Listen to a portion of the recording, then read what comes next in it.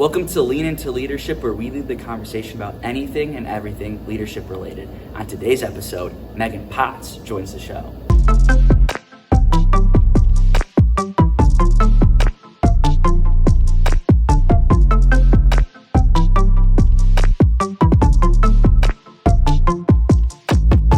Hey everyone, welcome to Lean Into Leadership. This is episode 13. Brandon Skiles here, your host. Special guest Megan Potts joins us today. Megan serves as a director of new student orientation here at CMU. You also have experience working in academic advising, so that's helping students with their schedules, some success coaching tips, and then also admissions. And then also you have a background in education and communication, and then higher education. So higher education, college, that kind of style, what you're doing now. And I would say you're probably passionate about, we've worked together before, I would say you're passionate about helping young adults find their passions, right? And then how they can achieve their dreams. And so I'm really excited to jump into today's episode, really talking about passions, how to unlock that while you're either in college, career, or just in life, and getting that journey started, because it's so important to kind of find that passion and purpose. So, yeah. Megan, thanks for being on the show. You ready? Yeah, of Excited? course, absolutely. Awesome, let's jump into it. First question here. Speaking on passions, what was that moment that sparked your passion for working with young adults and helping them find their passion? So how did you kind of get to where you are today? Yeah, sure. So I, as an undergraduate student at Saginaw Valley State University, I took a job in the academic advising office there as a peer advisor. So I actually got to academically advise my peers. And I loved doing that. After my first year, I had a conversation with my boss, who turned out to be a mentor of mine. And I was like, is this like a job that you can do all of the time? Like, this is a profession? And he was like, yeah, it's called higher education. I was like, whoa, I think I actually love this. And so, I mean, it started very early on, having conversations with folks about like, what do you want to do? What are you interested in? I feel like so many students enter college and they have an idea of what they want to do, a lot of times because that's what they've been told they should be interested 100%. In doing. And so unlocking like those kind of answers and trying to see a little bit more like, why are you interested in becoming a doctor or a lawyer? Is it because you've heard they make a lot of money, or is it because it's something that you're actually passionate about? Sure. So, and a lot of times students were just kind of in it because they wanted to get a good paycheck, and being able to have those conversations with them about, but is that what you actually want to do, was really rewarding. That. I think too, like there's always been so much pressure on like 18-year-olds, like or 17-year-olds. What do you want to do with your life? That's what you have to pick in college, right? Yep. And when you're in college, by the time you graduate, most students 22, 23, that in that undergrad education, it's like now this is your career, right? Yeah. It's a lot of pressure for a young person to make. And we'll try to talk a little bit about some tactics of how people can find their passions later, but it's always been so interesting. So do you think like some of that, like that helping the people piece, did you see that even before you were a student in college, like when you were younger? Is that kind of like what drew you to that kind of like those helping passions? Sure. Okay, cool. Yeah, for sure. When I was 16, I started working at a summer camp during the summer, and so I've already kind of had experience of like, what is it like to make an impact on people, and like how rewarding that feels and how nice it is. And it has always been something that I've been interested in. I've always been a people person, like always been interested in like talking with others and trying to like be something that can be helpful for them. So yeah, passion over paper, right? Yeah, exactly. So what are some key ways people can unlock their passion or their purpose? Yeah, and that's really hard, right? Like, I wish so many times when I was in academic advising, I could just like wave a magic wand and like tell people like, this is what you're passionate about and here's the career you can do. And so I know for me and for many others, a lot of it is just experience, right? Like, it wasn't until I got that job, and that was really serendipitous, honestly, that I got that job, experienced it, and I was like, oh my God, I love this. And I love doing it in this setting with this age group of people. Like, this is my jam.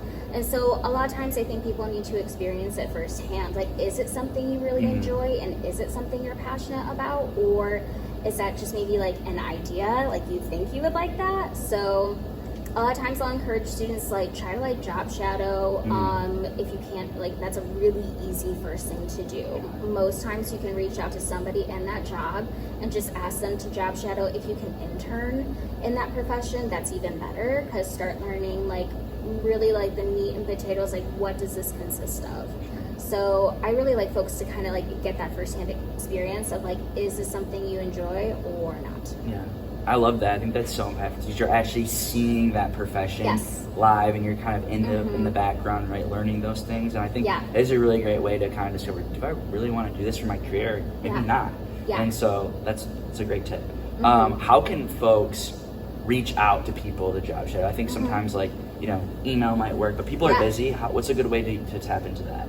Yeah, I mean, email is definitely an option, and I think that a lot of people underestimate like the power of like the people that you know. Like ask like, you know, like your parents or your teachers or mentors or whoever, like, do you know somebody who does this thing? And chances are you'll be able to connect with somebody, like a friend of a friend, and maybe it can be like a much more natural, authentic like connection versus just a cold call or a cold email. But those also work, like that's also totally an option, but yeah. Thank you for that. Next question. So college, work, life, whatever it is, obviously has obstacles and challenges that come along with it. How can one keep focused on their passion in the busy world and when faced with setbacks? Because that can be hard, right? Yeah, it can be. And I think like with that, like the common one that you see in higher ed is like burnout, right? Burnout is pretty common, and it can be really hard to just remember, like, is this like impacting the people that I want it to impact? Is it having a good impact? Like, or am I just like going through the motions? And I think that the thing that can be really helpful is like leaning on a team. So who else is on your team, like in your profession? Like who's also doing the same things right along with you, right, like alongside you, and kind of talking to them about it. And I think that can be really impactful to kind of just draw support from them. And getting that reminder that what you're doing is important. So I think sometimes like taking that step back and really thinking about it is helpful. That's what I do, like even now, like with orientation, sometimes it can be like really stressful, but when I'm taking a step back and I'm looking at the students that are coming through my orientation program and I'm seeing the good experiences that they're having, my mentors are telling me about the cool connections that they're making and the feedback that they're getting from their students, like that's the reminder that this is why I'm doing what I'm doing, and it's all worth it. I'm curious to get your perspective on this too, because obviously, you know, burnout in different jobs, or like you said, getting just caught up in the day-to-day, even if you like what you're doing, sometimes again, things can be, and again, not, you know, there's even the best jobs, or there's days where you're like, man, this is tough, right? That's life. But how, like, so I'm trying to think of how to word it in terms of like, when you're in the day-to-day and stuff, why do you think it's so challenging for people, or I guess not many people, to kind of appreciate those small moments, right? And because that's a really good way to remind yourself, like, this is what I'm doing or why I'm doing it. But like that can be difficult when you're doing so many things. Do you have any like ways to do that, to help kind of be more present in the moment and appreciate those things, or why do you think that's challenging? I think it's challenging for a couple of reasons, right? Like I can speak from my personal experience, just like if you're somebody who can be like rather critical on yourself, like it can be really easy to get wrapped up in like, well, this wasn't great, and like that didn't go perfectly, and like this isn't how I envisioned that. I think also if you just didn't have a clear picture from the beginning of like how you wanted it to look, like that can also be impactful. So ways to get over it, like how do you kind of like hit that pause button? And because that can be hard, right? Like we can say all the time, like you should just like pause and like take a beat and like really think it through, but in the moment you're probably so in your head and wrapped up and like thinking like, how can I make it better? Like just like stop and like think about the situation, like what exactly isn't great about this? And I think like another piece that can really help, and I'm pulling from my personal experience from like this past season of orientation, is like the day is going to keep moving, right? Like you're not going to break anything, like things are going to be better, like this is just a small part, like it didn't work out the way you wanted, or like this isn't looking exactly how you had envisioned it.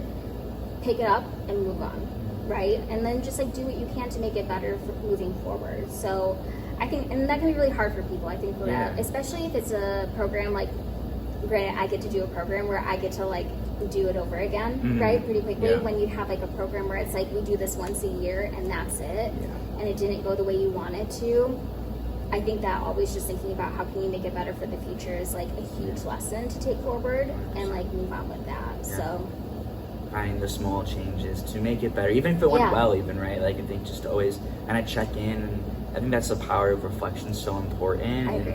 again, that's something we have to prioritize, because if we don't do it, our calendar is going to kind of run the day, right? Yeah. You prioritize and put time to do those things. For sure. Yeah. And I think that I've been trying to have those student conversations more with like my student leaders. Yeah. It's like, this didn't go perfectly, but like, how can we make this a learning moment now and think about for the future, how could something like this go better? Because while you might not be doing this exact thing in the future, as a leader, the way you respond to the situation, could we tweak that? Could that have been done better? Or do you think it was great? Why do you think it was great? Like really analyzing it and thinking about how can we move forward with this in a positive way. 100%. That's such a positive reframe to be like, what can we do better? How can we grow from this moment? Even if it was a failure or a success, right? Every moment's a learning moment. So love that. And I think like sitting in that negativity instead is like what kind of starts to lead to that burnout, right? Because then again, you're in your head, you're just thinking about everything that went wrong. It's like, let's spin this on its head actually and think about how we can make this a good thing almost. Right. The mind shift switch. Yeah. Love it. Exactly. Sweet. What's one value or belief that consistently holds like your sense of purpose that you have, would you say? Oh God, that is a great question. It's so deep. So something that I feel like I have held like close to my chest and like very true, and I feel like it continues to ring true within my profession, is I'm very firm in believing that we should try to meet people where they are. And I think that's really important and something that I got from first experience. So I am a first generation college student, so my parents didn't go to college. And while they were very supportive of me going to college and did many things to support me very generously, there were still a lot of challenges that I came across my first year that they simply did not have experience to draw from to be able to kind of share with me how to move forward and overcome those challenges. And I think that if I had had more folks around me, I understanding like she doesn't have anything to pull from as far as this experience goes, I might have gotten some better support. And things worked out, right? Like I'm a mostly successful adult. I'm doing great. I still forget to do my laundry, but that's okay. Like I'm doing good things. And so, but it would have been nicer to feel some more support. And so whenever I'm working with students, I am trying to have a pretty solid understanding of like, where are you coming from? Like what kind of experiences have you had that are bringing you now to me, and how can I use that to my knowledge and like make this a good experience for you moving forward?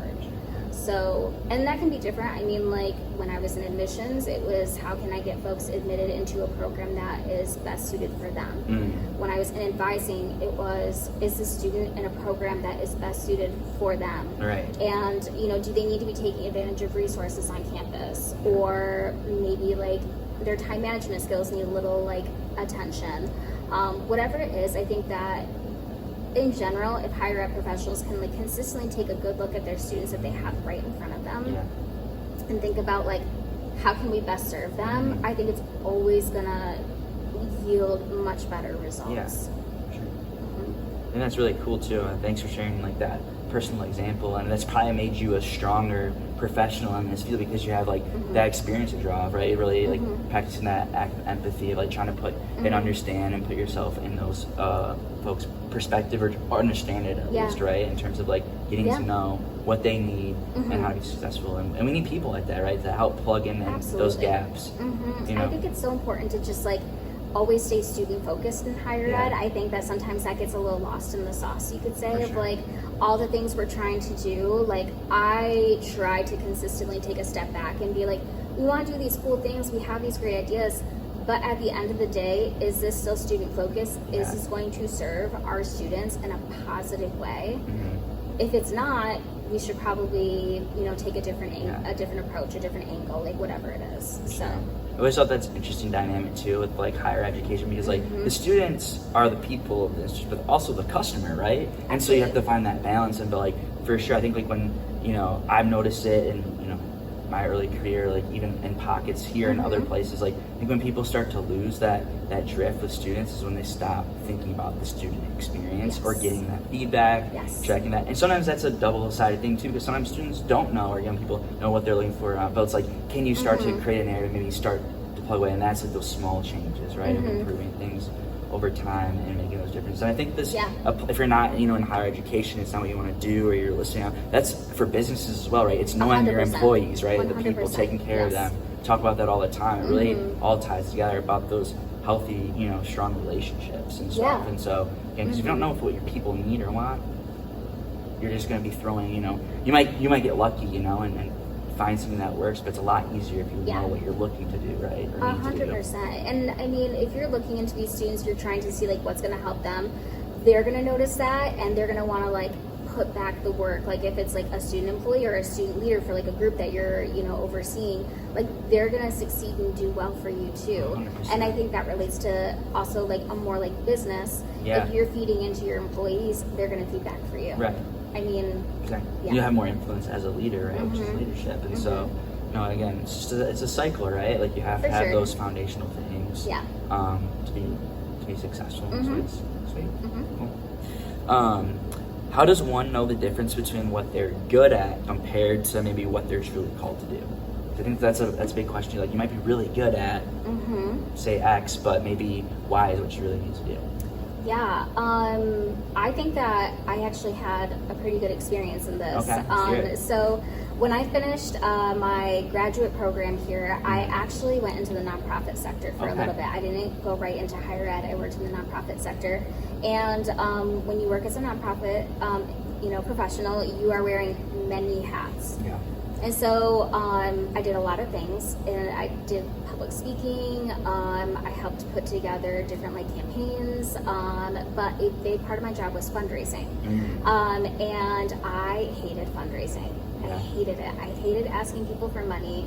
I did not like it, but I got feedback from like my supervisors that I was good at it, but I hated it. Yeah. And so I think like a very good first question is, you might be good at this. Are you even enjoying it? Because that was a very easy answer for me. I was like, I hate doing this thing. Right. And so, and that nonprofit job was always going to be like a temporary. Like I knew I was going to want to get back into higher ed, but that was a big part. Like I was surprised to learn that I was good at fundraising, and I really did not enjoy it. So I think that's like a good piece, and it showed in like my overall like life. Like was I excelling and doing good at work? Yeah. But was I enjoying it? Absolutely not. Yeah. And so I wasn't showing up always like as my best self. I was kind of dreading doing certain things, and I'm like, this is not it. Like this can't be it. Like I did not spend all the time that I spent in college to be doing a job where like I'm dreading having to go do these certain things.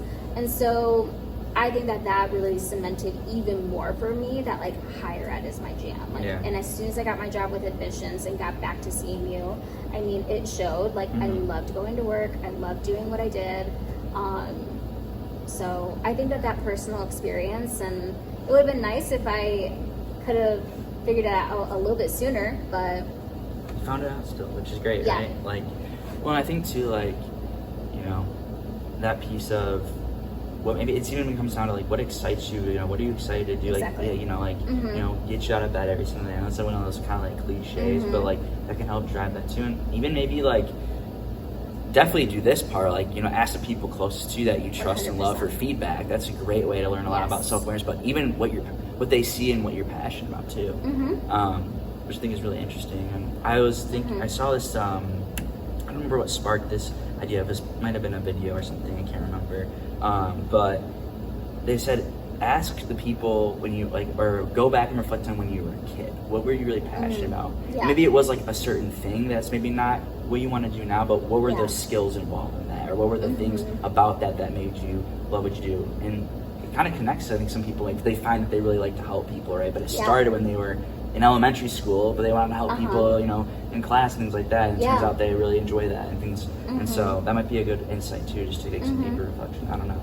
No, absolutely. And I think that, when I was first figuring that out, it definitely took me a minute.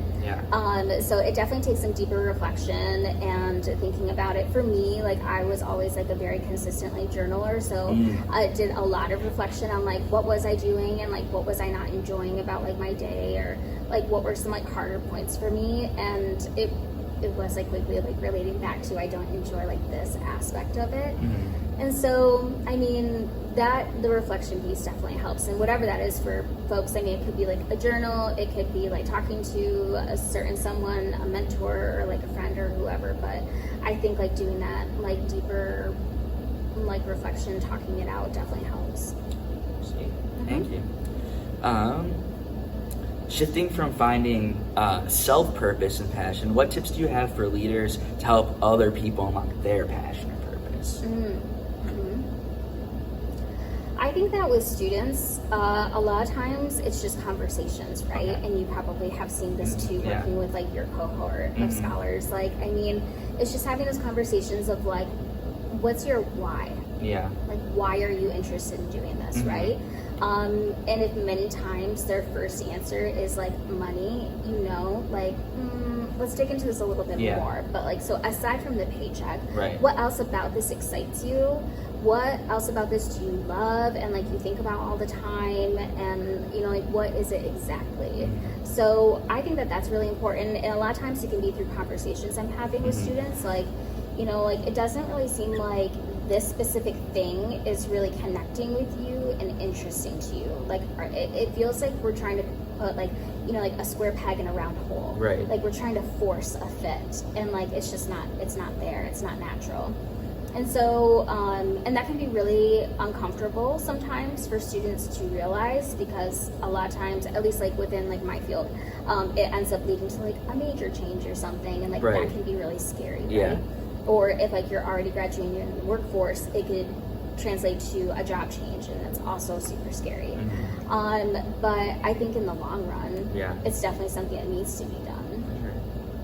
I mean, like, and it's okay too, if you do discover that later on down the line, because 100%. Like, you know what I mean, there's so much time. I think sometimes too we have like a weird like dynamic with like how much time really is there, hopefully, right? Like, I mean, hopefully, you know, viewers watching, you and I, like, we live a healthy life, and like we can get a lot of years in. Like, you know, if you're a young adult, you know, 18 to 25 right now, like, you can, until you're 30, like, you can do everything wrong and still have, you know, 40, 50 years ideally of like time to really change the world, which is super a long time if you think about it. But I think we're so like in our world of like, you know, fast changes, and we've always been told like you have to have this known now. And I think that can also help, or kind of, you know, create that internal struggle for people when they maybe have to make that decision change, right? And is it for their passion, or what about like, you know, if there is, and you know, wanting to, you know, earn a nice paycheck, there's nothing wrong with that either, right?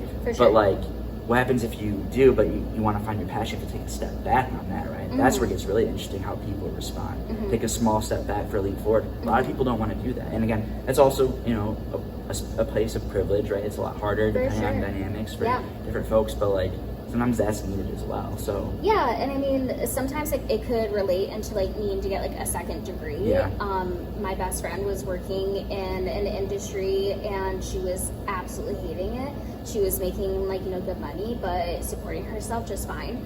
But at the end of the day, it was not what she wanted to do. So she went back and did a 2-year graduate program, and is now in a field that she enjoys way more, something completely different. And I feel, I was just having this conversation this summer after doing the Career Development Center presentations.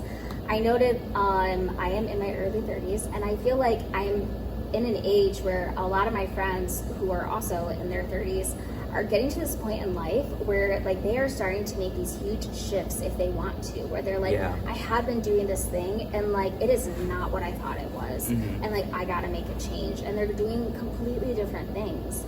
And that really speaks to like, if you are scared to take that step, like thinking about like what kind of transferable skills do you already have right at your disposal to be able to make that shift. And what skills can you learn? Like, there's so many different methods to do that, like whether that's listen to a podcast, right? Online classes, going to school to get formal education, reading, right? And it's like, that's I think a really cool piece for people that I think value lifelong learning. It's like, there's so much reading, sometimes too much, where like, which one do we do, right? Or like, so many options. Right? But it's awesome. And so like, that's a great way. And like, also again, like, I appreciate you sharing that perspective of folks in that age range too, because like, again, like, it's normal, right? To make those changes. And totally. And if you're in college as well, what is it like? What do you know the percentage of how many college students change their major at least once? Is it like, it's like 80%? Yeah, like super high up, right? Like, or maybe not change, but add a secondary thing to their original thing that they learned that they wanted to do. You know what I mean? I think the percentage was like 74% of students who lock down their major within their first semester of college and never change their major graduate within 4 years. Yeah. 80% of students who change their major up until their third year in college still graduate within 4 years. Yeah. So I feel like a lot of times people can view changing a major as something so scary and unknown. True. Yeah. But and that's where I would really encourage folks, like, have those conversations with other people, like the folks that you have in your life, the mentors that you have, because chances are, like, all the resources are right at your fingertips to make the change and make it a really good one. And that's a great way to tap into what you said earlier on the show, job shadowing, internships, because those professors or those staff members that you interact with if you're in college, like, they're tied into those industries and usually in some way, or know people or know past graduates who are now in those that want to help students out. So that's an excellent way that just taps in, which I don't think is tapped in enough, right? I think it's undervalued in terms of like opportunities to learn stuff. And again, like, really, like you said too, and the nice thing is, like, as long as you're kind of, doing well in classes, if you're in college and staying on a good track, like you said, up to that third year, I mean, unless you're going from, like, you want to do like pre-law and then you need to go to med school or something, right? That's a pretty big change. That's a pretty big shift, right? Yeah. But if you're going from, a different kind of program to something else, a lot of them are pretty transferable, especially if you knock out those kind of general requirement courses that most colleges have, or especially here at CMU. So cool. Such an interesting stat. That's like a lot. You don't think that way, right? A lot of people don't hear nuts. that. 80%. Yeah. When I saw that stat, I was also like, whoa. Yeah. But it makes sense though. Like, you're finding different things, because I think a lot of people also get involved, which we've talked about in your time on the show. So that's also a super important way. Oh my gosh. gosh. You taste different things. It's the time to do it. Truly. Right? Yeah. Yeah. I mean, like getting involved, like, as an undergraduate student, that's how I was able to, like, totally lock in, like, this is what I want to do. Because I was doing stuff on campus, like, involved with the university itself. Yeah. So, yeah. And so many students found it. That's how I found my passion for this work, right? Yeah. Would have never known, right? I always make the joke, like, I didn't know you could work in a college when I was in high school. Like, obviously you can, because there's professionals in the college, but it doesn't cross your mind sometimes. Like, different things. So, what are some of the most significant skill gaps you've observed in young adults? And then what can they do to close those skill gaps? Like, are there any trends you've noticed over the last year or two? And again, not maybe even at fault of young adults, just maybe how the world's set up, things that they can do, but how can they, like, improve those things that are needed to be successful? Yeah, wow, that's a great question. I was just having a conversation with someone in the counseling center, actually, about we're working on setting up, like, this seminar for students to take, like, as soon as they get into college, like, leading to, like, obviously, like, success as a student. And we were talking about students kind of coming in. We're noticing with this generation, they really they're not going to do something unless they have a full understanding of what it consists of. And if they don't know all the details, they just, like, won't do it. Yeah. And that's crazy to me. Like, that is crazy to me. And hear me also say, I'm a girl who also likes to know, like, I'm so go with the flow, but I need to know, like, at what time are we going with the flow? Yeah. Like, like, I'm a little bit of balance. Yeah. And so I think that, being willing to go into things with a little bit of the unknown is huge, and, like, that's so needed, because that's how you're going to develop those skills to think on your feet and, like, critically think through a problem instead of just, like, well, I don't know what to do, and I'm just gonna, like, I'm not gonna do it, or I'm just gonna kind of, like, shut down. And I just think that that's a huge thing needed for, like, careers, like, no matter what career you're gonna go into, being able to think on your feet and creatively problem solve is so crucial. And you will never do it unless you get in situations where it might be a little uncomfy, right? And it might not be perfect, it might not be, like, super smooth, but that's how you learn, and that's how you're going to be able to grow that skill set. So I think, just being able to, like, go into something where you might not know all the details, obviously, like, be safe. Don't be like, doing things, like, all willy-nilly or crazy. But because I think that in the context that we were talking about is like with involvements on campus, right? Like, I'm not going to go to this event unless, like, I know everything about it. And I think just, like, being able to, like, hear people out, learn more things, like, that's definitely going to be helpful for folks. Sometimes the best things that you discover were things that you had no idea what was going on, right? And I think, again, like that we talked about earlier, you suggested, like, that reflection piece of, like, okay, even sometimes it is easy to be like, well, how did I find that I loved this one thing that I did for so long? Well, I just tried it, right? I didn't know all the details. Even if you were, again, a kid when that happened, or, you know, why did I pick up this instrument? I don't know, I just did and I liked it, right? Or a sport, whatever it may be. That also might help that, because like I totally understand that piece of like wanting to know, and that's good that wanting to know what you're getting out of something, and some of it's probably connected into some of, again, the anxiety of the unknowns and stuff like that, but you know, and it's totally normal and stuff, absolutely, but like I think there's such a missed opportunity when we don't tap into the unknown a little bit, right? And again, like you said, make sure it's safe and like you're not pushing yourself so that you feel super uncomfortable, finding that edge, right? Like I know in one of our big programs here at Safari, we call it like the learning edge, right? Where you're out of your comfort zone, but you're not in your unsafe zone. It's that where you're gonna like tap into different things of like, okay, I have some comfort, but also I'm learning. Because I think that's where that big growth opportunity is, right? Absolutely. Learning about who you are. That's huge. Like that's so huge. Like just not even like bothering to like learn or educate yourself about something, because chances are you're going to do those things and you might experience some things and you didn't like it. And that's totally fine, right? Because I think like not knowing things or knowing where your limits are is also huge, because then you could know like I am not somebody who wants to do something like super early in the morning. That's not my jam. That's fine. You will know now that early morning things are not something you're going to sign up for in the future. But until you try it, like you're not going to know. 100%. Well, that's like the same. It's like kind of reflipping how you talked about the narrative of like how can you look for that positive or that growth opportunity out of an experience, whether that was good or bad. It's kind of the same thing with that too, right? Like even finding like the positive, like something you didn't enjoy doing. Well, now you know you don't like it, so check it off, Mark. That's not something I want to do or I'm passionate about, right? You're one step closer to me unlocking that thing. That's all how you look at it, right? I tell students and parents that all the time when they're undecided in their major. Like half the battle is knowing what you don't want to do. Like you don't like science and math. That knocked out a lot of stuff for me. Like that crossed a lot of things off the list. So that's half the battle sometimes, is just knowing what you don't want to do. Which again creates more awareness, self-awareness, and insights for you. And I think that also makes you potentially a more effective leader as well, right, when working with people, because like, hey, again, maybe there's certain things that you know about yourself or other people with working with them that aren't working or do work, right? But you know, sometimes you just got to try stuff out too, right? Which can be scary or nerve-wracking as a leader as well when you have people relying on you. But again, it's gonna be okay, right? Most of the time it works out. And I think it manifests in different ways. Like it's not even just like doing things, but it's also like interacting with folks. Like I feel like I see a lot of people who are just like nervous because they're like, well, I don't really know that person, so I don't really want to talk to them. And it's like, well, you're never gonna know anybody unless you talk to them. Like you know, that's literally how it works.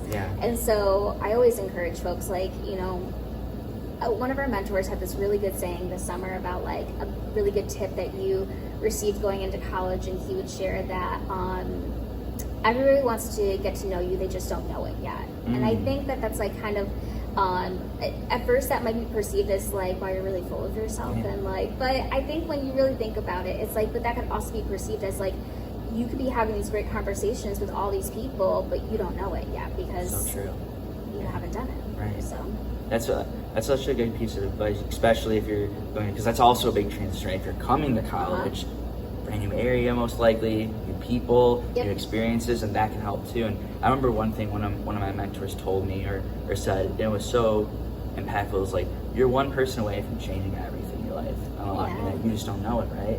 But if you don't push yourself, right, if you don't find a way to improve a little bit every single day, you may never unlock that, right? And when you think about it, one person, it makes it so doable, right? And it's so true, right? Again, and maybe it's more than one person, but it starts that, right? That effect. You're like, that one person introduced you to this person and this person, right? It's a good way to build your network too and your connections as well. Totally. I mean, I can think on so many things in my life that like created like these like chain reactions that are still going to this day. You know, and it just took like one person saying like one thing to me. And it has such a butterfly effect. 100%. Or one thing that you mentioned, right? That you brought up, and they're like, oh yeah, like, so thinking about like, maybe if you never had that conversation with that person, maybe you're not in higher ed today, right? And I think about all the people that you've impacted that would have never gotten that. And so it's like, it's so interesting how those things, we never know what's going to happen either, you know? Totally. The future, so. Yeah, and that's like one of those pieces that like I always love to hear that like really helps remind me like what I'm doing is, I love like when students come back to me and like they'll share, they're like, you said this one thing, and like I don't even remember saying that one thing to them, But like the fact that like that had such a huge impact that they carried it on and like shared it with others is so cool. And that's not to say that like I'm like just like thoughtlessly saying things, Right. but like you just never know like when you're gonna say something that's like gonna impact somebody so much. Yeah. Sometimes you never know, right? Sometimes you never hear it, but something like that. So Yeah. that's why communication is so important. We'll talk about that too. It like, is. the power of that. And, Yeah.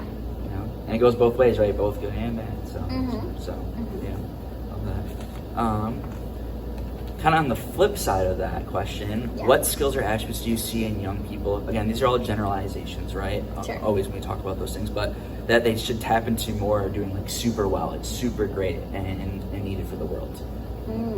I think that I'm seeing much more in like younger people, ranging from like my 7-year-old nephew all the way up into like some of the freshmen that we have coming into Central right now. Is I feel like that they're having more diverse experiences at younger ages. Okay. And so they're coming in with, I feel like, some like wider like world opinions, which I think is nice. I think that if they can carry it forward with having conversations with others who might have differing viewpoints, because I feel like sometimes that can be like a struggle, and I mean that goes for many people. Right, it's hard. And sometimes I feel like, you know, like I see like on social media, like if you don't agree with my opinions, like unfollow me or something. Yeah. And like I don't necessarily subscribe to that train of thought, just because it's like I think that we can have differing opinions and still have conversations. Yeah. And I think that just with younger folks, I'm starting to see more and more that they're open to different ideals and different ideas. And I think that is going to be so important moving forward in our world. Yeah. So it'd be so interesting, right? And like I wonder if that is that here of like solving some of like that division amongst people, whether it's whatever beliefs it are or different experiences. So like when you share more, you learn more, right? Or like you meet people with different experiences and stuff. And so I don't know, that's challenging to do as well. And I agree with you on the idea of like, again, you can learn something from anyone. And like even if you disagree with someone's, let's say, political views, you can still have commonality between them, right? Everyone, we have everything. People, we have so many things in common, right? Just because you voted for this person voted for that one, and you probably both like the Detroit Tigers, right? I don't know. You know what I mean? Like stuff like that. Like, you can find that, or even if you have different beliefs, you still might be able to find common piece there. But that's the piece that's really hurting, I think, people right now, is the lack of the in-person communication and dialogue to talk about this. Or like, what do you really mean by that? Like, I want to learn more, and that open mind of curiosity, right? And it's so easy online, unfortunately, to like people just. Oh my gosh, yeah. And but I think like the first time you have that experience, like that happened to me not that long ago. I like a friend and I had a conversation with another set of friends, and like we were on opposite ends of the spectrum politically, right? Like completely opposite. And we were able to have a conversation without anyone getting too upset. And at the end of it, like we were like, wow, that was like so cool that we could have that conversation. Know that we were probably going to disagree, but still just like understanding a little bit more, like, why do you think that way? It's so fascinating. For sure. And I think that it just like can kind of help you understand people in general. And I think that's always going to be a good thing. 100%. Right? Like no matter like what field you're in, like being able to understand how people are, the way they react, the way they behave, like their what's the word I'm looking for? Like their motivations, basically. I think that that's so important. Right. I mean, like, to be a successful leader, you have to know that, right? Yeah. Because everyone has different needs or wants that you're leading, and so to adapt to those people that you're working with, like knowing them and knowing how they work, that their strengths or their growth areas, what are they looking for, their beliefs, things that help them, is going to be a great way to actually then help build their leadership abilities, right? And train them. And so like for sure, it comes back to like what we said earlier, just like it all kind of ties in together in a way of like trying to understand people, right? Being a good person. Absolutely. I think we all have come across leaders in our time who we're like, oh my god, you have a very low EQ, like that emotional intelligence piece. And like sometimes like it's really hard to work with folks like that, but if you can continue to work with others, I think who have those different viewpoints, have those conversations, being able to, you don't have to agree to them, but understand where they're coming from, I think can be huge. For sure. And I think the coolest part about all the things that we're talking about right now for the audience, those human skills, or those are all learnable skills, right? And so like they take work, right? And sometimes there's a lot of unlearning needing to be done just for lots of reasons, right? Whether we're taught those ways differently or we don't have experience doing them, but like all those things can be practiced and learned. And so it just takes the genuine wanting to learn, but also the time even. But again, they're so important, and there's so much information, and studies and data, and all those different things, right? We don't need to get into that now, but like it's really important, especially when you go to emotional intelligence. It's kind of where it all roots from. That's probably a better way to say it. It's connected. It's ultimately emotional intelligence, right? Knowing yourself and others. So. Yeah, and I think the more you have those conversations with folks, I think the easier it gets, right? Like the first couple times you do it, it's gonna feel a little uncomfy, and you're gonna be like, "Ow, I don't see where you're coming from at all." But the more you do it, I think the easier it gets, and like it doesn't need to be like an uncomfortable or even sometimes like for some people like a volatile situation. For sure. Like I think that can kind of like circle back to like what I mentioned earlier, like just trying to understand where people are coming from and meet them where they are. Yeah. So. Which again, is a lot easier said than done at times, but it's so important, you know. And so, and like you said, practice those skills, and you're gonna make mistakes. That's okay. Like, and you know, I think that's the other thing too. On the other side, that sometimes we need to be a little bit more, you know, open and like, you know, encouraging. Like, hey, like, you know, and giving that feedback, which can be challenging. Of like, hey, what you said there, can, you know, maybe like upset me, blah blah blah, but like, I appreciate you trying to make the effort to learn or like understand my perspective on said thing, right? It's tough, but it's important. It is tough. Yeah, it's uncomfortable. Yeah. And I think that I was having a conversation with a friend of mine who is a middle school teacher, and we were talking about having conversations with students, whether it's college students or middle school students, about were you unsafe in a situation or were you uncomfortable? Like, where's the difference there? And I think that sometimes, like, the moment folks get in an uncomfortable situation, like having a conversation with somebody who has a very differing opinion than you, like, sometimes, like, the quick thing is to be like, that was, like, an unsafe situation for me, but it's like, was that unsafe or was it just, like, uncomfortable because it's not something you've experienced before? That's such a good insight, sharing that, because that's so true. Like, the misconception, sometimes we, like, blend words together or phrases, and, like, that's not what actually that means or that's saying. And sometimes become, like, buzz phrases or trend, you know what I mean? But, like, it's such a good example of that. Like, just because you aren't feeling, you know, that doesn't mean it was fully unsafe. Maybe you were just being pushed to learn. Right. And you gotta like, be open to that a little bit more, right? It's to like validate what they're feeling, right? Absolutely. Like, I'm sure that was totally uncomfortable, but were you unsafe? Right. And if you were unsafe, like, let's talk about that more. Exactly, right? And you might be sometimes too, right? It's not this or that always. It's, you know, it's that blend of different experiences, different what's going on. Everyone has different things that would make them feel uncomfortable versus unsafe, but that's such a good way to think about that. And, more people, Another kind of like pose I like to share with my students sometimes when they're talking about something that they're like nervous about, I'm like, what's the worst thing that's going to happen? Like, literally, what's the absolute worst that's going to come out of this situation? And sometimes if I have the wherewithal myself, like when I'm spiraling about some things, like sometimes or like my partner will even pose it to me. He's like, what's the worst that's going to happen? I'm like, I know. Yeah, that's a great way to just like stop yourself in your tracks and be like, okay, we got this. Yeah, I'm the same way. I think like one of my biggest growth areas has always been being a little bit more like candorous or kind of with feedback. And I tend to sugarcoat things because I don't want people to be upset. I've definitely had a lot of people pleasing mentalities. I've been working on that for a long time, right? But and that also makes me like, I don't like seeing people upset, right? That makes me feel uncomfortable. I don't know what it is. I just don't find joy in that. And a lot of people feel the same way. But reminding myself, like, what's the worst thing that could happen? If you say something that didn't come across well, then you apologize, right? Like, you know, find a way. And like, again, also you can't control how people are going to react or what they think, right? And if someone's really going to take that feedback that's true, and they, especially if they ask for it, and you deliver it, and, you know, again, apologize, but if they're going to continue that around, maybe, like, don't spend your time around that person. They're not going to be receptive to you either as well. You know what I mean? We have to remind ourselves that. Sometimes I get caught in the same thing, or like, and if I do this, I'm like, I don't want to do it. Well, what's the worst that's going to happen, right? Like, pretty sure the worst thing to happen, you die, right? Or someone else does, right? Like, that would be horrible, right? But like, what are the odds of that really happening, right? And hopefully, you're the same, right? Depends what it is, but like, again, we get into our minds about that sometimes, which is totally Yeah. normal and human. But Mhm. again, how can you pause for a second, kind of wire that narrative and be like, Yeah.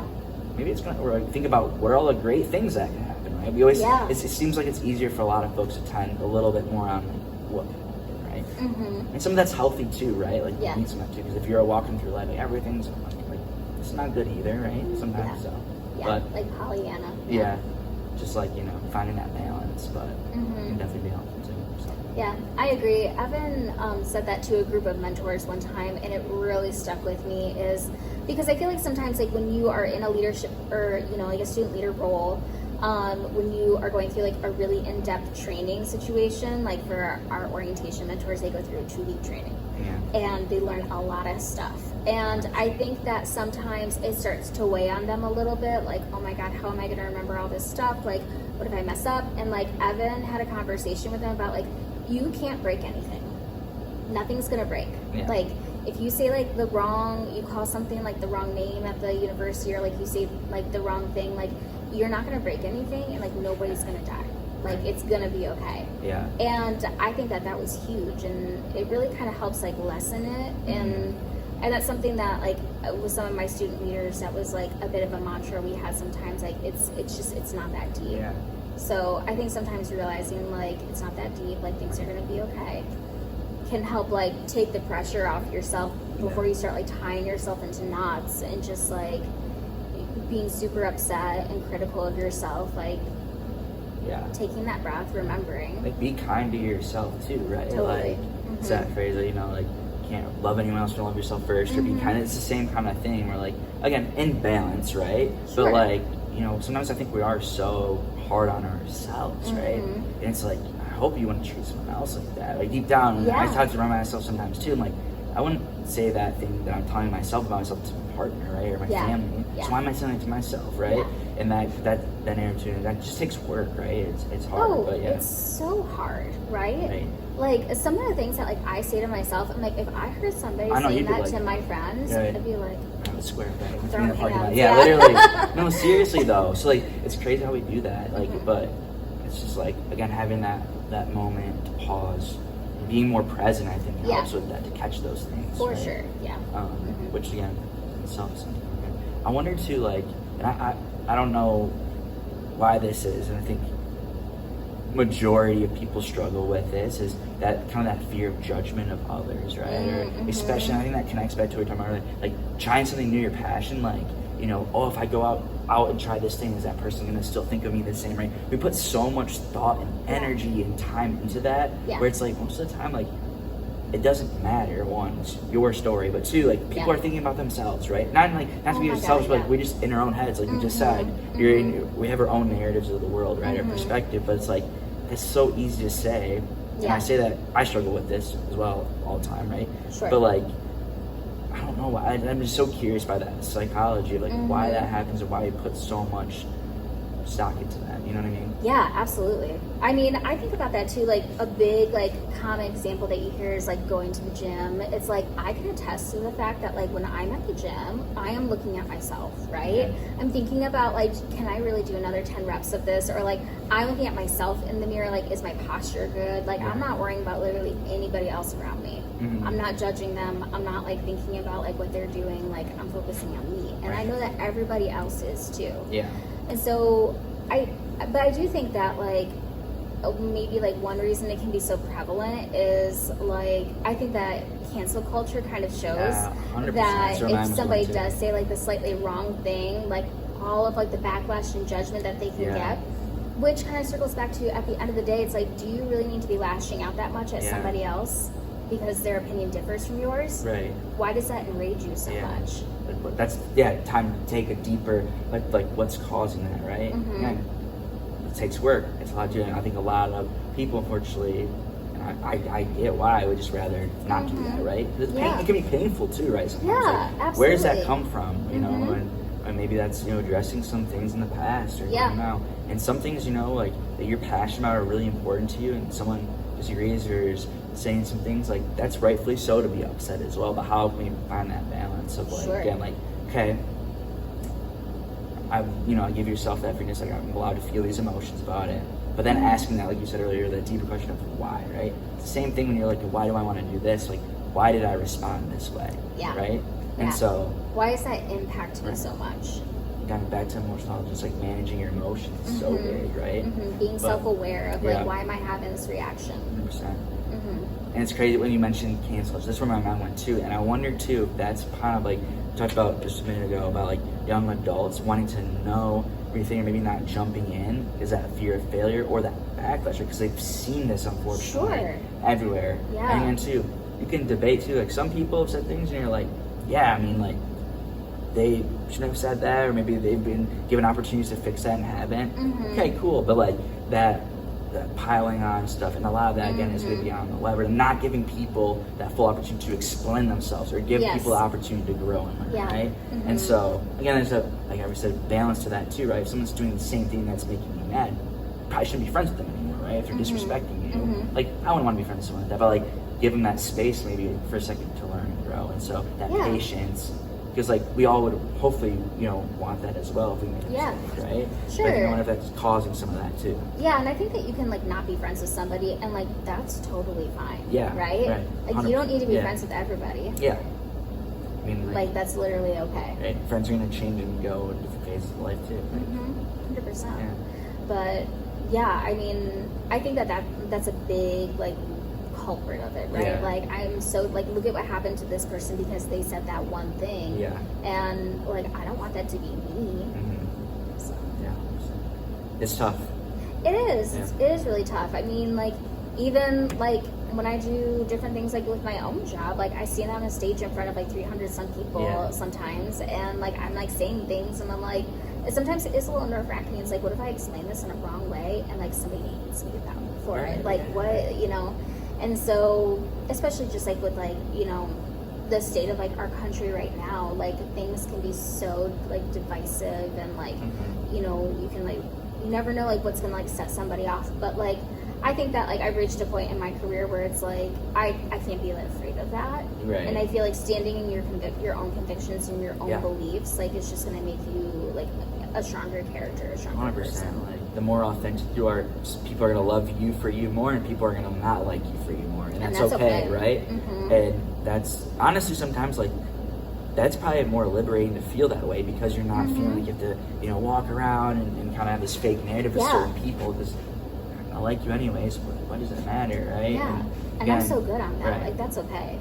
Love that for you because that's also like that can be challenging to get into and through experience. Yeah, and I mean, don't get me wrong, like when it still happens and folks say things, like it still like isn't like it's not my favorite thing in the world, but like at the same time, like it's not great for a minute, but like it's gonna pass. Right. And if there's something too, like again, looking at that as a positive, where it's like maybe this is my blind area, I never have seen that. Yeah. Now I see it. That makes me a better person or leader, right? And I think sometimes too, like it takes that. And again, we just talked about it last time on the show, and I feel like times like giving and receiving feedback are two different skills, right? Oh my Way God, different, right? Yes. Both can be challenging. Some people it becomes easier too. You got to practice those things. But like, and sometimes maybe that feedback isn't delivered in the best way, and it hurts more. But like, again, taking that moment to process, like what they said there is truth in that, right? Like maybe I do need to work on this thing here to be better. And again, it's just the time that you spend and allocate to that. It was funny because I remember experience this past year. I did a workshop for students, and it was a leadership workshop, and got feedback on it. And I think there was like 24 people that came, and 23 out of 24 were like, let's say on a scale of like, how was this workshop? There's a bunch of questions like very good, excellent. We're very good or above, right? Like really good workshop. One person had more of a little bit of a negative experience. I kept fixating on that one person. I'm like, man, like it sucks that they didn't have a good experience. I'm like, why? Like everyone else had a good time and stuff, which like obviously want to improve better, but I was like, maybe they just had a bad day. Maybe they didn't like me, right? Yeah, maybe what I was saying, maybe they already knew this. And so, but I even caught myself like going down those negative thoughts, and I'm like, hold on, like, and I caught myself looking in a moment when it was like 23 people said this was awesome, one said it was bad. Like that's really good, right? It's huge, like that's huge. I mean, like think about the percentage of that, right? Like that's good. So I mean, but it's so easy to fall into that and focus on, especially if you have an improvement mindset, right? But like again, and it's also good to look at that data as well, or things so you Mm-hmm. can be better. But again, it's when anything's out of balance, it's like you get Yeah. ourselves into trouble, and it's so like that small moment could have Yeah. literally spent me on a spiral for the whole day, right? Because of one person, God, I'm like, yeah. and I don't even know who it was, right? Because it was Right. anonymous, right? Yeah. Like I was like, maybe that person that like was like super engaged, maybe they're the one that wrote it. I don't know, right? Yeah. But again, put so much thought and time. I'm like, why am I doing this? Waste my time, right? Yeah. Now let me go to something else. So it's Yeah. easy to fall into that. Yeah, I mean, I do the same thing with my orientation Yeah. post surveys. Like, I will look through them, and then every now and then I come across one where it's just like, oh my gosh, Yeah. like, they did not hold back and they did not have a good time. Right. And, you know, when my student leaders look at it, I've seen them just like fixate so much. Like, why didn't they like it? Like, what was the problem? And I'm like, do you really think that we're going to build a perfect program Right. where every single hundreds of people go through this program? Yeah. You think that every single person that walks through those doors is gonna walk out saying they had an amazing experience? That's kind of delusional. That's really. nuts. Yeah, like that's not. That is nuts. Like, but it's so because again, I think people want people that have that experience, right? I want to, Sure. And who knows? It could have started in the morning because they had to drive 3 hours to get here, right? 100%. And their coffee spilled in. I mean, like, and it ruins their entire day, right? Like, we just don't know sometimes. But like, it's so easy to again catch that one person and being like, wow, like, and get that in your mind. Yeah. And that's not to say, like, I don't care if somebody doesn't have Right. a good time. Like, we're doing everything we can to ensure that 100%. folks do have a good experience. But yeah, I mean, sometimes you read some and you're like, I don't know what I could have possibly done to make sure Right. they have a good experience. Like, you know, and that's just, it is what it Yeah, is. sometimes just gotta laugh and brush it off, right? And you're literally not going to please everybody. right. It's just not possible. At all. Yeah. Mm-hmm. So it's good stuff. Yeah. What's been the most important leadership lesson you've learned to date? Oh my gosh, that is a big question. And this is something I've been thinking about, like, ever since, like, my assistant director came on board, and I was like, I feel like even more so now, I feel like a leader. Like, we work very, like, side by side, Yeah. and, like, it is not like I'm in charge, but, Right. like, it did give me, like, pause to think about, like, what are some things, like, that I've learned. And I feel like throughout life, like, in the different, like, leadership roles that I've held, I think that more so than ever, I'm somebody who loves to have conversations with folks. And I mean, it's going to circle back to like my general like philosophy when it comes to working with students is I like to understand like everybody's like motivation, because if you don't know anything about the people you're leading and like why they're here and why they want to show up, you're not going to connect with them and you are not going to be impactful. Yeah. Why would they show up for you? Right. And so I think it's very important to be able to like have those like conversations and understand like how can I make this a good experience for you? What are things that you need from me to have a good experience and so that we can have a good working relationship? So I think that that's like a big leadership skill, is to just like consistently be aware of like how are you going to connect with your people? Human connection, like understanding people. Love that. You said probably 12 times on the show. That's what it's where it's at, right? It's the key to that. So awesome. What leadership advice do you have for young adults? So let's say like 17 to 25, or what would you tell yourself, like a piece of advice, or what advice would you have for a younger Megan who's about to go into her either college journey, career, workforce, whatever it might be? What would it be? Yeah. I think that the biggest thing that like I like to share with like students as like they're starting their journeys or they're doing different things, whether it's like starting off like fresh at Central or if they're graduating and like joining the workforce, and those times of transition are always tricky, right? It's always scary, like but really embracing that unknown and like trying things. I feel like far too often I see students that like come into college and they just like put themselves in their rooms, they never leave, they're still like going home every weekend, they're talking to their friends from high school, they're not making new friends here. It's like if you don't, you know, try those unknown things, and that was me, right? Like the best thing that I ever could have done for myself was I joined an RSO right when I got to college. Thank God. If I hadn't, I wouldn't have like met all the people that were super impactful to me throughout my college experience.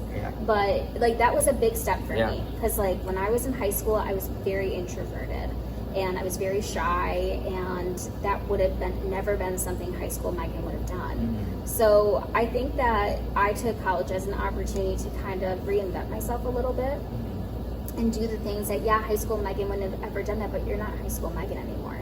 Now you're college Megan. Yeah, and so trying these like different things to really figure out, you know, this is what I'm gonna make out of my experience was huge. And it was scary because it was unknown, but it also like ended up like I discovered like so many great things about myself and the things that I could do. It opened so many doors to like where you are today. And, Yeah.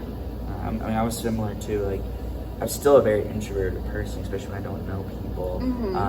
And trust me, there's nothing wrong with being shy or introverted. Honestly, like Absolutely sometimes it makes you honestly like in my opinion, a Absolutely stronger leader, right? Because you're listening, you know what's going on. But it's the same kind of thing, right? Like, people in my support system encourage me, like, hey, you should do this, you know, early program, you know, to get adjusted to college, move in early, which Safari, if you're seeing you, but some other places have things. And I was like, yeah, sure, I'll try, I'll do it. And I was like, dude, this was great. I had a really good experience that I wanted to, and that kind of opened my mindset up. And I still did similar things to what I did before, which I think is totally, because that's things that I enjoy, right? There's like a piece with that with me too. But I started doing things, pushed me, and of course I was nervous and I didn't know, but like, thank God I did that, because if I didn't do that, I wouldn't be here right now, right? Like, I know that, and we wouldn't be having this interview. And so, now, not saying that if I would have done a different path, it could be better. I don't know, right? It could be different, like, or you just never know. And so, like, I think sometimes too, I see like people get hung up on that decision where it's like, what if I do this or this? It's like,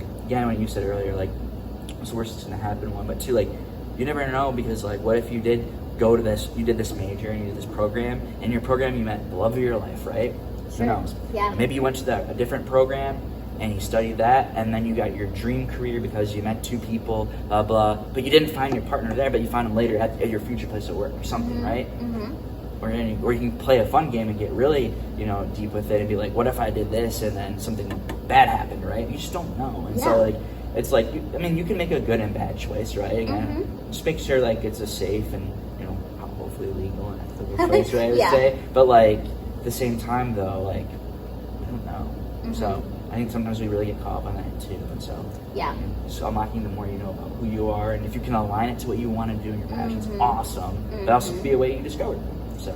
Yeah, I think a lot of times, like, I see these student leaders who, like, they stay involved in the same, like, realm of things, and, like, personally, like, as a student leader, like, I caught myself doing that, and I started trying different things, and that was really cool, because it really opened me up to a completely, like, different sector of, like, student leaders at my university that I had not been working with, and I was like, these people are so cool, there's so much I can learn from them, like, how they operate as leaders, and I think that the more you expose yourself to different, like, skills and like styles, like, you never know like what you can take and like make your own, or what you can like adopt, and I think that that's only going to help you in the long run. 100%. Right? Even if it's not a career change, like finding a hobby or something that can supplement that learning, because like, I mean, that's something I mean, being honestly, have struggled in my mind a little bit. I'm like, you know, been at CMU for education here, been in this department, going through a different, like a student role and kind of semi-professional, professional role,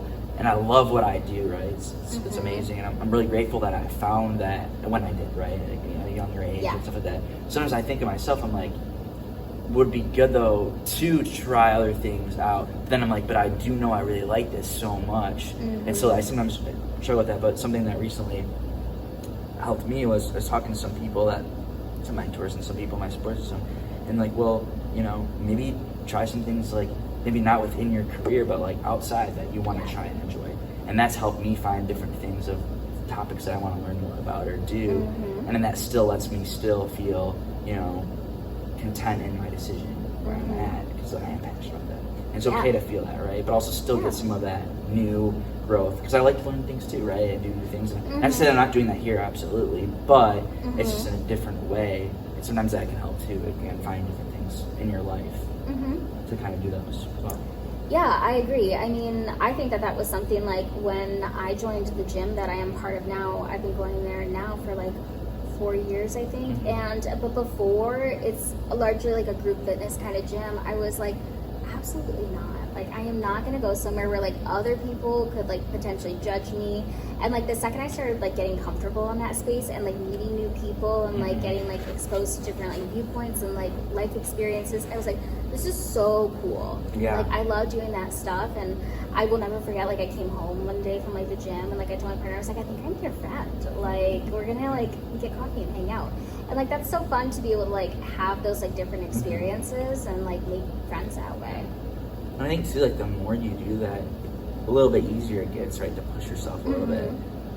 And then tying back to what we talked about earlier, like, okay, like if you are nervous, which is totally normal and valid, think about all the things that went well when you did push yourself, right? Or to try something new. Totally. Right? Yeah. And like, oh yeah, like it's not that scary, right? So sometimes that also takes people around you that you can lean on and build that, which is so important too. You know, building that support system. I mean, do you have, because a lot of the work that you do as in your professional career is helping not just students but also their parents and supporters. It's a huge side of the game.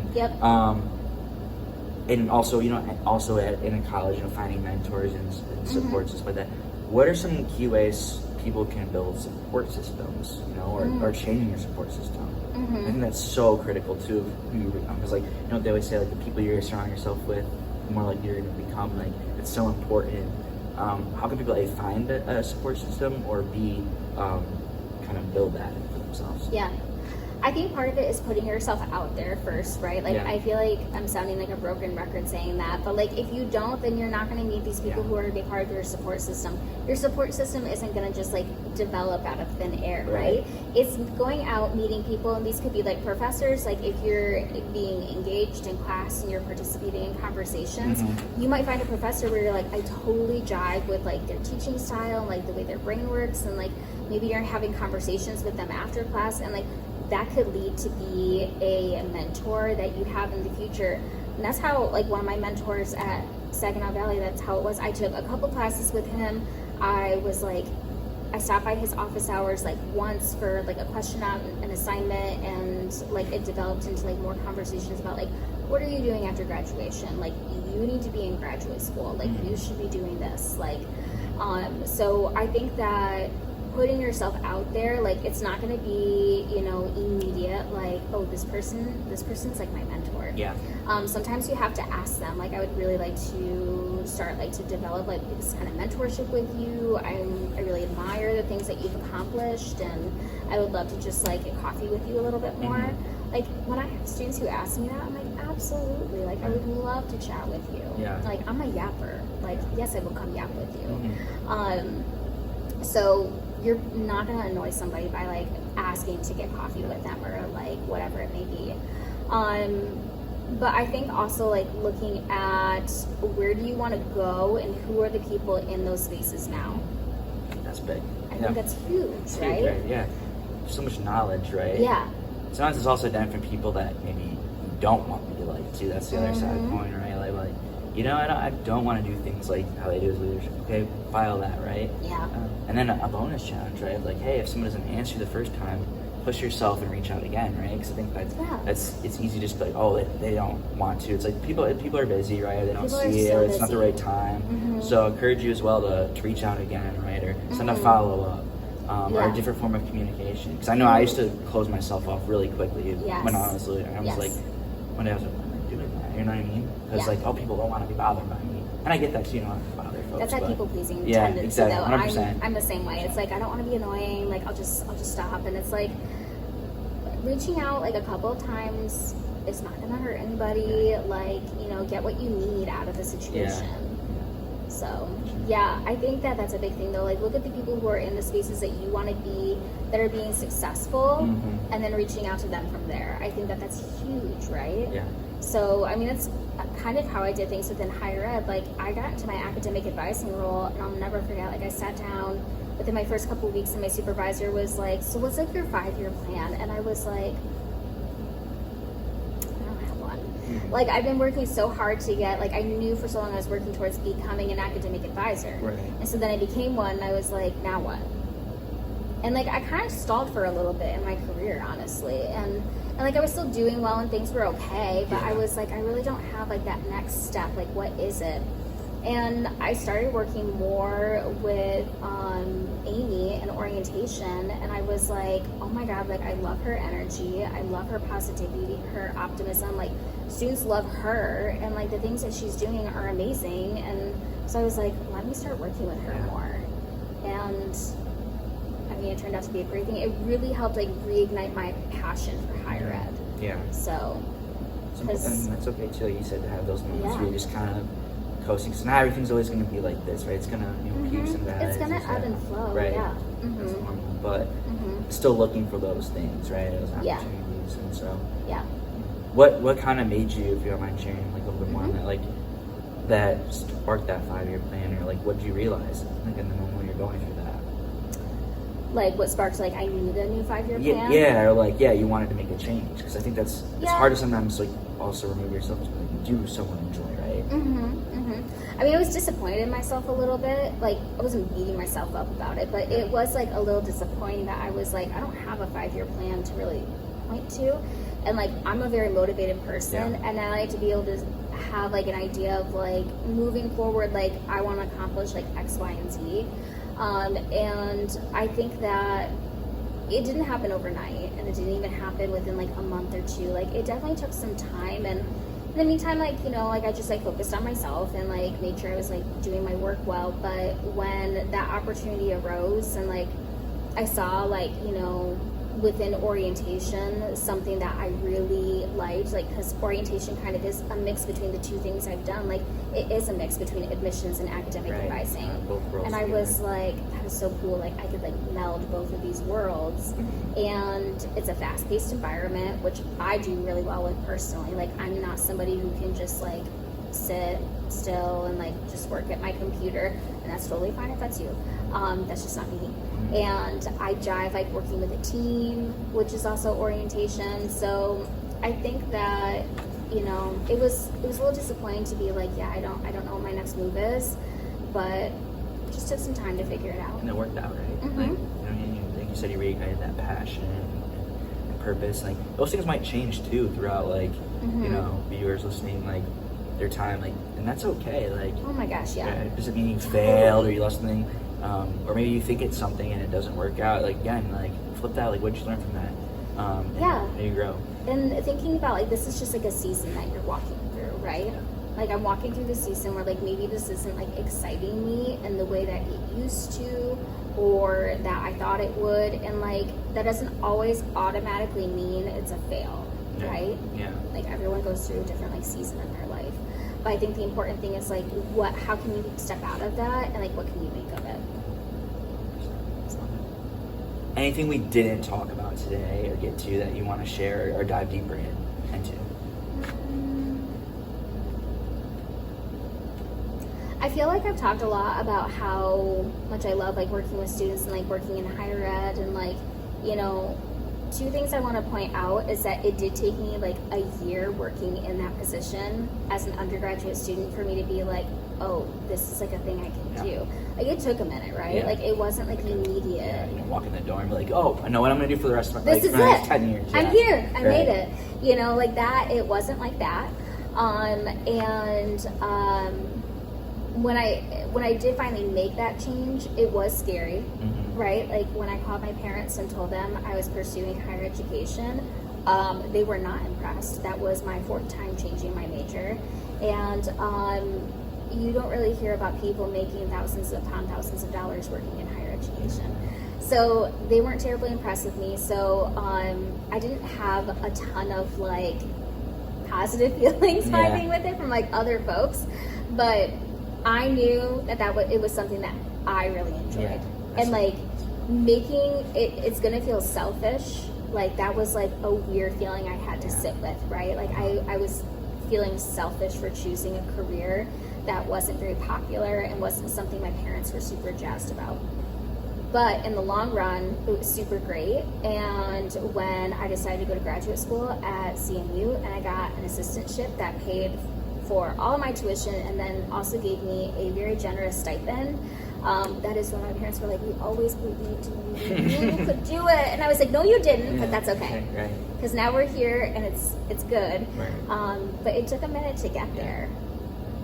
And I love that you shared that, and I appreciate that, because like you listen to yourself still, even though the people you respect and love, and maybe in your sources, like sometimes also people in your closest to you don't want to see you change, and like almost kind of in a way hold you back. And I don't think it's ever really, sometimes it can, but like, most of the time it's not like ill intent, just because like they know that current version of you, but like finding that way to listen to yourself, listen to your own voice when everything else is making noise is so important. And like and like another way to put it, like if it helps, like, you know, would you rather make that change now, or like imagine just like having resentment if you've never worked on that for your life, right? Yeah. And there's unfortunately so many people, I think, walking around with so much resentment, you know, they're 50, 60, younger even, but 50, 60, 70, you know, and like have so much regret because they just didn't do something because someone told them not to, really thought it was a good idea. And like, I wouldn't want to live that way. And it's like constant, like, I mean, I still work on that every single day, and there's things that I do sometimes I'm like, am I really doing this because I want to do this for me? And again, not to say there's going to be things that you don't want to do that you have to in life,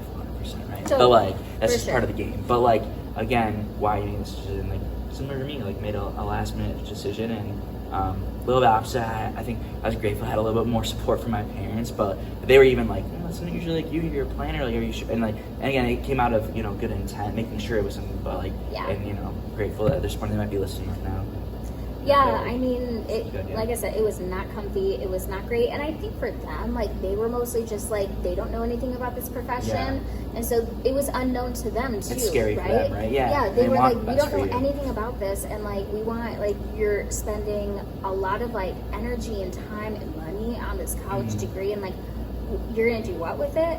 And so, I mean, standing my conviction was like hard, but at the end of the day, it was like the best thing I could have done for myself. Again, you know yourself too, right? So it's like, it's an investment. It is. Totally. So, and that's just the way to look at it, right? Like, always, again, spinning off, we talked a million times today, like finding positive or finding the, you know, learnable lesson in those moments. So we have a special kind of tradition on this show. Okay. So our previous guest leaves a question for the next guest, not knowing who it is. So we'll get your question a little bit, but you have to answer this question. So this question was left, and it's kind of connected to a little bit what we talked about, which is kind of funny. So, but in the spirit of vulnerability and seeing failure as learning, kind of what we talked about, can you share an example of a time you thought you made a big mistake and had someone else, so like a mentor, supervisor, coworker, or coach, flip it for you to see the opportunity to learn from that mistake? Or what did you internally learn from that moment? So like maybe you self-reflected. It's a long one, but. Yeah, okay, wow. I think that lately I've been having conversations with some folks about like, and this is a friend who posed this to me, but this is a friend who I think is very wise, and she gives me some really great advice. And I was upset about an interaction that I had with another person, and I was talking to her about it, and I was, you know, venting about this person, and I wasn't very proud of like how I had acted in that situation with this person. And my friend stopped me, and she was like, but why do you think like you're reacting so strongly to this person? Like, what about them is like making you react that way? Because like, that's not you. Right. And it was good at like stopping me in my tracks and like taking that moment to be like, I guess it's just because like with that self-reflection, it makes me question myself, and I don't like that. So, and that relates to, I can give you a more specific example, and this one was really good actually.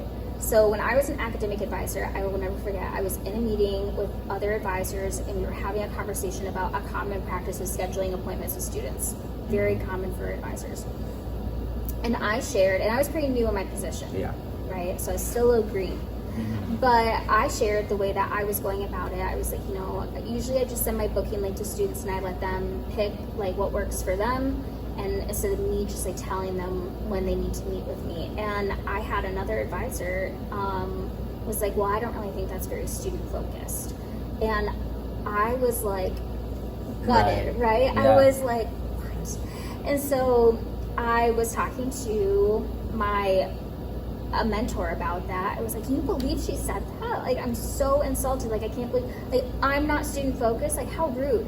And she was like, but you need to understand, like, that's the imposter syndrome in her like questioning her why she's not doing it that way. Right. So it may be coming off as like, you know, she's questioning you or she's being rude, but really what it is like she's hearing you doing something different from her, and now she's questioning herself.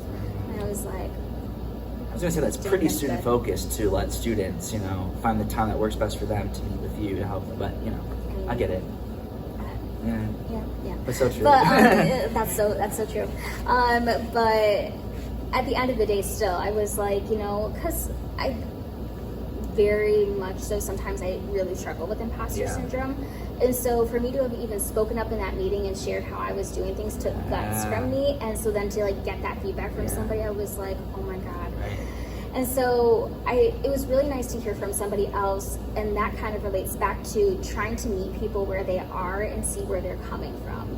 So I really think that was super helpful, and it helps me sometimes, like, instead of reacting quickly to something somebody says, like thinking a little bit more about like, why am I reacting that way and why might they be saying that, you know, instead of like thinking it through a little bit more. So great answer. Love it. Thanks. Now it's your turn. What question are you going to ask our next guest? Not knowing who it is. Usually it can be anything about what we talked about today, anything you want to know, connected to leadership, whatever it is. I guess when thinking about like their leadership style or the leadership philosophy that they connect with, what's a situation where you thought you had like a style or a philosophy that you really connected with, but it got called into question, or maybe like it wasn't, and you had to like adapt and change things? Okay. Love that. Yeah. It's a great question. Adaptability can be so hard. Yeah. But adaptable leadership, though. You know what I mean? Yeah. It's the whole entire You have approach to. to leadership. So that's a good question. Well, to figure out who's gonna answer that, you're gonna have to tune in next time. Megan, thank you so much. It's a great interview, great conversation. Learned a lot from you. Learned some stuff about you today, which is awesome. Thank you so much for sharing like the knowledge and wisdom with our audience. Where can people find you? If you're comfortable sharing anything, we can link that down below in the description. Sure. If you want to see pictures of my dogs, you can follow me on Instagram at itsmegpots, or you can find me in Ronan Hall at CMU. Awesome. Love it. Thank you so much. This is a great show. Thanks for being here. We'll have to get you back on the show sometime soon. It's great.